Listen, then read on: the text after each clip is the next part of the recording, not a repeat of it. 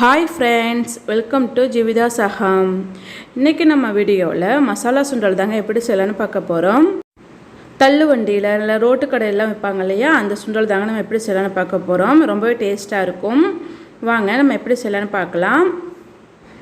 இப்போது சுண்டல் செய்யறதுக்காக நான் பச்சை பட்டாணி தாங்க எடுத்திருக்கேன். ஒரு 6 மணி நேரத்துலேருந்து ஒரு 8 மணி நேரம் வரை நல்லா ஊற வச்சுக்கலாங்க. நான் ஈவினிங் செய்கிறதுனால காலையிலே ஊற வச்சுட்டேங்க. இப்போது தண்ணியெல்லாம் வடிச்சிட்டு நம்ம குக்கருக்கு மாற்றிக்கலாங்க. இது கூடவே நம்ம 1/2 ஸ்பூன் மஞ்சள் தூள், நம்ம பட்டாணிக்கு தேவையான அளவு உப்பு சேர்த்துக்கலாம். அது கூடவே நம்ம பட்டாணி நல்லா மூழ்கும் வரைக்கும் நல்லா தண்ணி விட்டுக்கலாங்க. தண்ணி சேர்த்துட்டு நம்ம நல்லா வேக வச்சு எடுத்துக்க போகிறோம். ஒரு 5 விசில் வச்சு எடுத்துக்கலாங்க. அது ஒரு பக்கம் வேகட்டும். இப்போது நான் அரைக்கிறதுக்காக 2 வெங்காயம், ஒரு சின்ன துண்டு இஞ்சி, ஒரு 4-5 பல் பூண்டு, ஒரு 2 தக்காளி எடுத்துருக்கேங்க. நான் சின்ன தக்காளினால் 2 எடுத்துருக்கேங்க. இப்போது பட்டாணி நல்லா வெந்துருச்சு. இது இன்னும் கொஞ்சம் நல்லா லைட்டாக மசித்து நம்ம எடுத்து வச்சுக்கலாம். இப்போது நம்ம ஸ்டவ் ஆன் பண்ணிவிட்டு ஒரு கடாயை வச்சுக்கலாங்க. கடாய் நல்லா சுடு வந்த பிறகு நம்ம ஆயில் விட்டுக்கலாங்க. இப்போது எண்ணெய் நல்லா சுடு வந்துடுச்சு. இப்போது கட் பண்ணி வச்சுருக்கிற வெங்காயத்தை சேர்த்துக்கலாங்க. லைட்டாக வறுத்து விட்டுக்கலாம். அது கூடவே நம்ம இஞ்சி பூண்டு சேர்த்துக்கலாங்க. நல்லா வறுத்து விட்டுக்கலாங்க. கொஞ்சம் பாதி அளவு வதங்கினதும் நம்ம அது கூடவே நம்ம கட் பண்ணி வச்சுருக்கிற தக்காளி சேர்த்துக்கலாங்க. நல்லா சேர்த்துட்டு நல்லா வறுத்து விட்டுக்கலாங்க. இது கூடவே நம்ம வெங்காய தக்காளிக்காக நம்ம உப்பு சேர்த்துக்கலாங்க. நம்ம ஏற்கனவே பட்டாணிலையும் உப்பு சேர்த்துருக்கோம். அதனால் நம்ம பார்த்துட்டு நம்ம வெங்காய தக்காளிக்கு மட்டும் உப்பு சேர்த்துக்கலாங்க. இப்போது 1/2 ஸ்பூன் அளவுக்கு நம்ம மிளகாய்த்தூள் சேர்த்துக்கலாங்க. 1 ஸ்பூன் அளவுக்கு தனியாத்தூள், 1/2 ஸ்பூன் அளவுக்கு கரம் மசாலா தூள் சேர்த்துக்கலாங்க. ஒரு 1/4 ஸ்பூன் மஞ்சள் தூள் நம்ம சேர்த்துட்டு நல்லா வறுத்து விட்டுக்கலாங்க.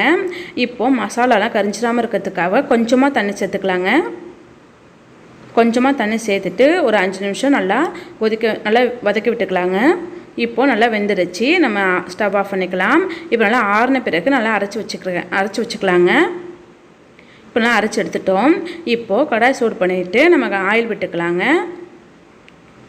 ஒரு 2 ஸ்பூன் போல் ஆயில் விட்ட பிறகு நம்ம அரைச்சி வச்சுருக்கோம் இல்லையா, அந்த மசாலா நம்ம சேர்த்துக்க போகிறோங்க. நல்லா சேர்த்துட்டு கலந்து விட்டுக்கலாம். இது கூடவே நம்ம கொஞ்சம் தண்ணி சேர்த்து கலந்து விட்டுக்கலாங்க.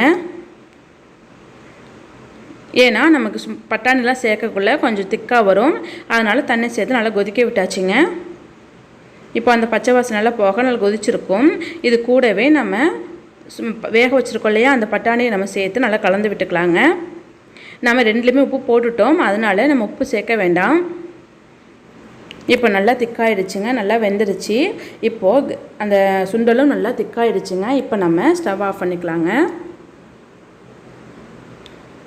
அவ்வளோதாங்க, நமக்கு சுண்டல் ரெடி ஆகிடுச்சு. இப்போ நம்ம வேற ஒரு பாத்திரத்தில் மாற்றிக்கலாங்க.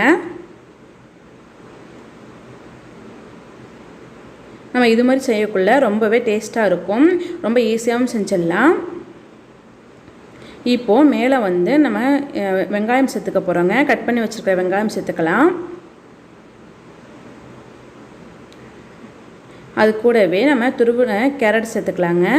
நான் கேரட் கொஞ்சம் அதிகமாக சேர்த்துருக்கேங்க குழந்தைகளுக்காக.